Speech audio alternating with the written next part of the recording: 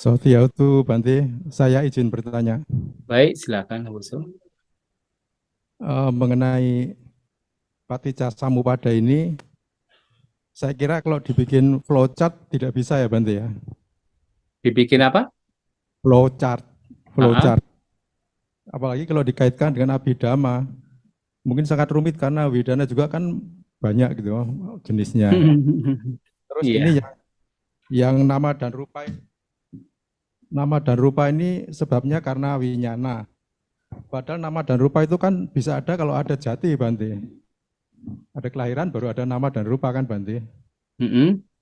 Nah, jadi kalau dibuat flowchart saya kira susah ya.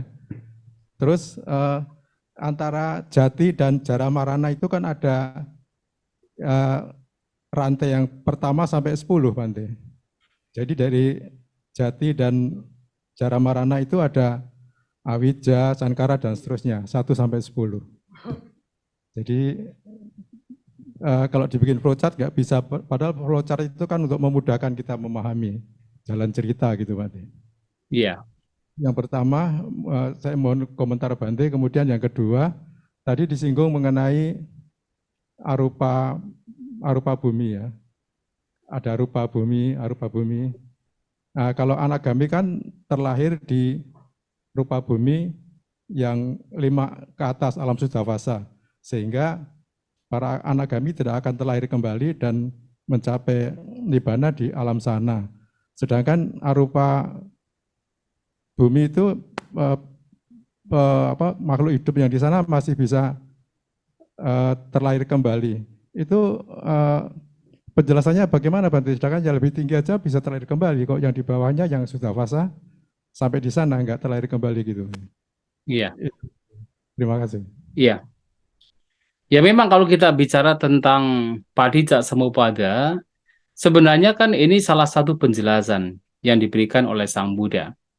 Bahwasanya Avijja Pacaya Sankhara, Sankhara Pacaya Viññāna, dan seterusnya. Ini adalah satu penjelasan. Tetapi sebenarnya ini saling berkaitan semua. Saling berkaitan. Yang artinya, misalnya sebagai contoh adalah ada Sankhara Pacaya Viññāna, Viññāna Pacaya Nama Rupa. Sedangkan dalam nama rupa itu juga sebenarnya bagian dari sangkara juga. Tapi di awal sudah ada sangkara juga. Kemudian sangkara pacaya vinyana. Dan vinyana pacaya nama rupa lagi. Berarti ada sangkara lagi. Nah kemudian nama rupa pacaya salayatana. Nah padahal ketika ada vinyana sudah ada salayatana juga. Kan begitu kan? Karena tanpa ada salayatana bagaimana mungkin ada vinyana? Karena vinyana adalah ada 6. Yang juga disampaikan di dalam Tipitaka. Ini di dalam Nidana Sangyuta. Jadi ada caku winyana dan seterusnya. Ada 6 winyana, 6 kesadaran. Tapi kemudian salayatana muncul belakangan. Ya kan? Jadi muncul ketika ada nama rupa maka muncul salayatana. Padahal awalnya sudah ada winyana. Padahal di dalam winyana juga ada salayatana juga. Mengapa? Karena sebenarnya ini adalah satu penjelasan untuk memperjelas bahwasanya ada faktor-faktor penyebab dan kemunculan. Tetapi sebenarnya ini pun juga bisa bisa apa katakan satu sama lain itu bisa dalam satu momen itu ada semua. Dalam satu momen itu ada semua. Artinya misalnya apa?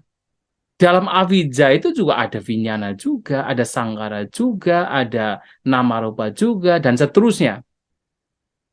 Ya karena misalnya ini misalnya avidya, avidya kan ketidaktahuan terhadap 4 kebenaran mulia. Dari situ muncul sangkara berbagai macam perbuatan. Tetapi kan sebenarnya perbuatan ini di dalam perbuatan juga akan ada kesadaran. Akan ada di situ batin, yaitu katakan nama rupa. Di situ juga akan ada salayatana. Karena ada salayatana maka akan ada pasa juga. Terus di dalam awija ini yang sudah menyebabkan berbagai macam hal juga ada tanha. Karena salah satu dari ketidaktahuannya adalah bahwa tanha ini sebab penderitaan, maka bisa ada tanha di situ. Nah, termasuk juga ada perasaan sebelum itu, bahkan ada upadana juga. Maka sebenarnya memang itu adalah satu penjelasan, tetapi kalau kita lihat ke dalam batin kita itu menjadi satu kesatuan. Menjadi satu kesatuan yang memang Bahkan di dalam satu momen itu bisa kita melihat dari sisi mana. Kita bisa melihat dari sisi apakah dari sisi vedananya, apakah dari sisi tanahanya, apakah dari sisi awijanya, kita bisa melihat dari berbagai macam sisi dalam satu fenomena batin dan jasmani. Makanya kan ketika berbicara bagaimana kita memotong 12 faktor ini, ternyata itu bisa dipotong dari mana saja. Mau dari pangkalnya, atau tengahnya, atau ujungnya. Jadi kalau Bante Buddhagosa itu memberikan satu perumpamaan. Jadi kalau kita misalnya pergi ke hutan, kemudian ada melihat binatang yang menjalar, kok binatang, tumbuhan yang menjalar. Nah, mungkin seseorang akan melihat tumbuhan tersebut, melihat ujungnya. Tapi begitu ditarik, maka tengah dan juga pangkalnya akan kelihatan. Atau seseorang hanya melihat badannya saja. Begitu ditarik, maka ujung dan pangkal juga akan kelihatan. Atau seseorang akan melihat yaitu pangkalnya. Begitu ditarik, maka tengah dan juga ujungnya akan kelihatan. Karena sebenarnya satu kesatuan. Sehingga ini adalah satu penjelasan yang memang demikian, memang juga sebagai realitas. Kalau ada awija, ada sangkara. Ada sangkara, ada winyana. Ada winyana, ada nama rupa. Ada nama rupa, ada salatana. Itu satu realitas juga. Tetapi kemudian dilihat lagi juga, ini pun juga sebenarnya bisa, ya bisa ke sana kemari. Artinya kalau kita bicara sangkara, yaitu perbuatan, ya di situ sudah ada salayatana, di situ sudah ada vinyana, di situ sudah ada nama rupa. Di situ ada, bahkan ada tanha juga. Karena perbuatan ini, berbagai macam perbuatan, yang baik, yang tidak baik, yang bahkan yang membawa kepada aninja itu muncul dari mana? Dari tanha. Dari tanha maka muncul perbuatan. Maka di depan kan saya menyampaikan, ada tanha, ada karma, ada duka. Tanha dilenyapkan, karma dilenyapkan. Karma dilenyapkan, kemudian duka dilenyapkan. Maka di dalam perbuatan ini, sangkar yang juga adalah karma, itu ada tanha juga. Nah, sehingga menjadi satu kesatuan. Ya, kita memang ya sulit untuk bisa membuat flowchart ya, untuk betul-betul spesifik sekali, memang sulit karena ya kita harus melihat dari berbagai sisi. Penjelasannya juga bisa berbagai sisi. Yang terpenting kita paham saja. Ya, kita paham dengan berbagai macam kemungkinan di dalam 12 faktor ini. Nah, itu yang ya mudah-mudahan ini bisa dipahami. Ya, kemudian bisa ya dipahami ya. Bisa Bante. Jadi Iya, ini iya. suatu kesatuan yang dibedah seperti ini, menjadi seperti ini supaya lebih jelas gitu Bante. Mm-mm. Sudah paham Bante? Iya. Dan tadi yang mengenai Yang makhluk kedua ya. makhluk yang terlahir di arupa Iya. jana terlahir kembali, sedangkan yang anagami tidak gitu. Padahal itu alamnya lebih rendah dari arupa Iya. jana. Iya, memang secara alamnya itu lebih lebih lebih tinggi yang arupa Brahma ya, atau arupa bumi. Tetapi secara spiritualitas itu boleh dikatakan alam Sudawasa, di mana mereka adalah alam termasuk Brahma, rupa Brahma, yang mana di sana adalah seorang anagami, ya secara spiritualitas lebih tinggi. Jangankan alam katakan Sudawasa, manusia saja yang telah mencapai kesucian Sotapanna itu jauh lebih tinggi secara spiritualitas dari orang yang mencapai alam arupa Brahma. Itu manusia mencapai Sotapanna itu lebih tinggi secara spiritualitas dari mereka yang terlahir di alam arupa Brahma. Apalagi yang di alam Sudawasa. Tetapi alam Sudawasa pun juga walaupun kelihatannya tinggi, pun tidak lebih tinggi dari seorang arahanta. Seorang arahat yang masih sebagai manusia. Karena ini urusannya urusan spiritualitas atau pembebasan. Maka alamnya bukan sebagai dilihat dari sisi alamnya, tetapi lebih pada spiritualnya. Nah, sehingga di sini secara spiritualitas itu hanya mengacu pada bagaimana batin seseorang ini sudah terbebas dari belenggu, maka semakin belenggunya itu banyak dihancurkan, secara spiritual dia lebih tinggi, walaupun dia masih dalam bentuk manusia, walaupun dia masih dalam bentuk misalnya seorang dewa, ya itu akan lebih tinggi daripada misalnya yang terlahir di alam arupa Brahma, tapi tidak mencapai kesucian. Nah, itu jadi harus dijelaskan seperti itu, karena ini masalah kesucian. Nah, kemudian untuk alam arupa Brahma, kenapa Sang Buddha bahkan ketika beliau baru mencapai kebudaan, kenapa kok tidak langsung misalnya pergi ke alam arupa Brahma? Karena sudah tidak mungkin di alam arupa Brahma seseorang itu mendengarkan Dhamma. Makanya ketika tahu bahwasanya Alara Kalama Udakarma Putra sudah terlahir dalam arupa Brahma, ya sudah, beliau tidak mengajarkan Dhamma kepada mereka, tapi langsung pergi ke Isipatthana, mengajarkan Dhamma kepada Pancawagya. Karena yang memungkinkan untuk bisa memahami Dhamma. Alam arupa Brahma sudah tidak punya materi, tidak punya jasmani. Maka sudah tidak mungkin bisa mendengarkan Dhamma, dan sudah batinnya sudah sangat terserap dengan kondisi mereka. Makanya sudah tidak mungkin untuk mendengarkan Dhamma. Itu hanya ya boleh dikatakan alam Brahma, rupa dan arupa itu hanya mengacu kepada bagaimana ketenangan batinnya itu sangat baik, itu saja. Tetapi bukan kebijaksanaannya.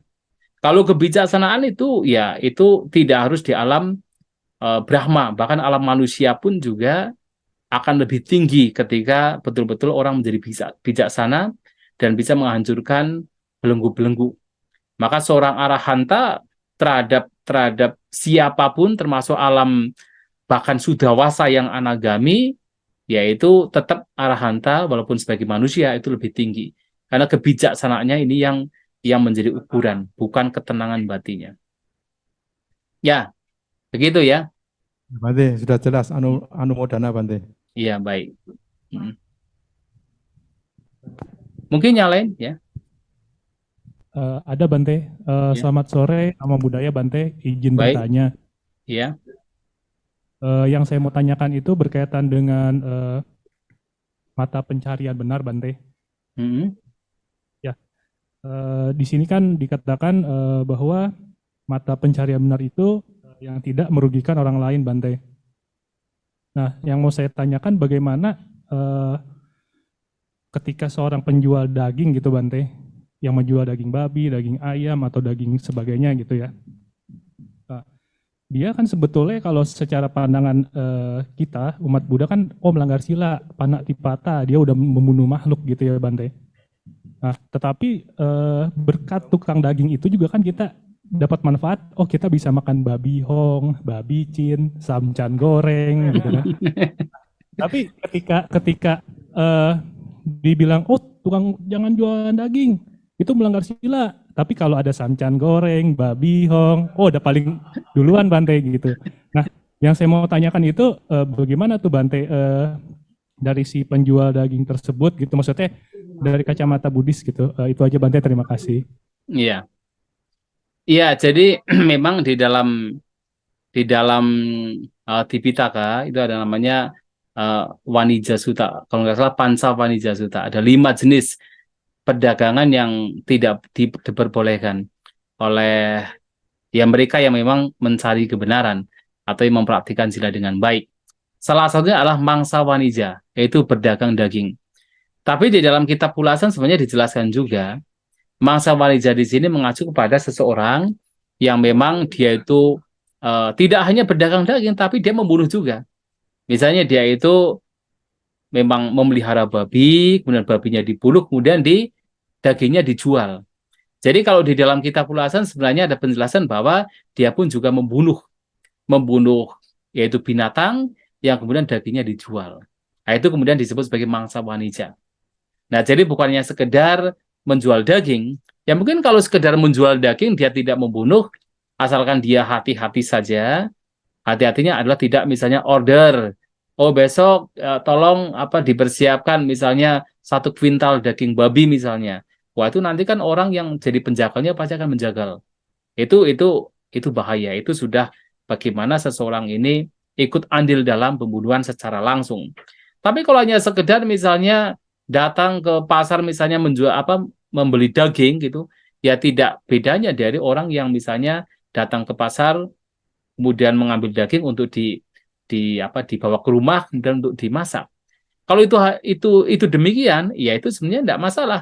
Itu daging sudah mati, artinya itu bukan dia itu memang meminta orang untuk membunuh, tapi itu memang sudah mati. Tetapi memang kalau kemudian orang demikian terus setiap hari datang ke tempat yang sama, nanti bisa jadi ini. Lama-kelamaan mungkin dari pihak penjualnya itu juga yang menjagal itu bisa kemudian menengarai, oh pasti besok akan datang. Jadi akan terus mempersiapkan, itu memang agak sedikit riskan. Nah, jadi bagaimana kita itu sebenarnya bukan masalah menjual dagingnya, tetapi kita menghindari pembunuhannya. Itu yang harus kita perhatikan. Ya karena kalau kita bicara tentang perdagangan atau mata pencaharian yang betul-betul bebas dari kematian, itu sebagai seorang pedagang, apalagi seorang petani, itu nggak bisa. Ya katakan seorang petani. Petani ini ketika misalnya membajak sawah, berapa ribu, berapa jutaan makhluk yang terbunuh di sana. Yang mati di sana itu banyak sekali.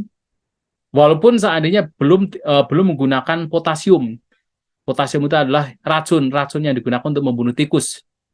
Nah, walaupun belum menggunakan itu, baru membajak saja, itu sudah berapa juta dalam 1 hektar misalnya, makhluk-makhluk yang terbunuh.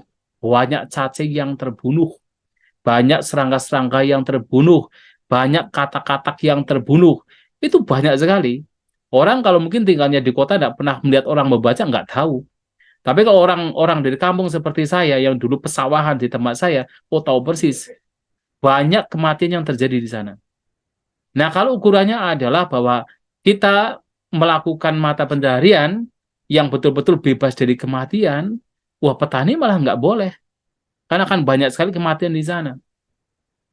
Kemudian kalau orang misalnya ditambah lagi, nggak usah makan yang itu dari hasil pembunuhan. Ya nggak usah makan nasi. Karena nasi ketika nasi terjadi itu banyak kematian terjadi di sana. Nggak usah makan sayur. Karena ketika seseorang mencangkul, menggali tanah, itu saja belum menggunakan obat itu sudah banyak kematian di sana. Banyak sekali. Sehingga tidak usah makan nasi, tidak usah makan sayur, tidak usah makan tahu, tidak usah makan tempe. Nah, begitu. Maka di sini sebenarnya menjadi concern itu adalah pembunuhannya. Ya, pembunuhannya. Itu yang menjadi concern. Sehingga kadang-kadang saya juga menyampaikan juga, kita pun juga umat Buddha harus hati-hati juga, terutama ketika di wihara misalnya. Kadang-kadang kan wihara kan mengadakan sebuah acara besar, kemudian mempersiapkan misalnya 1.000 kotak nasi, kemudian pesan kepada warungnya, tolongnya itu besok persiapkan 1.000 kotak nasi yang dicampur dengan satu daging itu, satu potong daging itu yang kakinya sajalah gitu kan. Bayangkan kalau 1.000 kotak kemudian satu kotak itu adalah satu kaki ayam, berarti kan harus membunuh 500 ayam itu.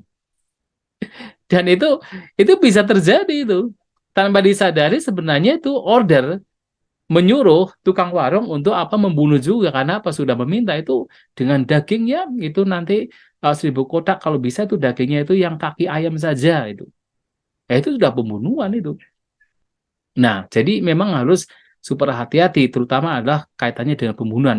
Tapi kalau hanya sekedar kita mendapatkan yang sudah ada, yang sudah terbunuh, tanpa kita itu meminta orang untuk membunuh, ya itu tidak masalah. Maka di dalam Mangsa Wanija, dalam kitab Ulasan, orang pun juga terlibat dalam pembunuhan tersebut. Nah, itu yang dimaksud ya. Semoga bisa dipahami. Ini hanya satu pertanyaan kan? Ya Bante, Anumodana Bante. Iya, baik. Selamat sore Bante, izin bertanya. Iya, baik. Mau tanya apa itu mara Bante? Mara. Marah. Ya mara. Dan kenapa sering mengganggu para upasaka Bante dan orang yang mempraktekkan dharma atau paramita gitu? Tujuannya apa gitu ya? Iya, jadi marah itu bisa berbagai macam. Memang ada marah yang memang itu adalah makhluk.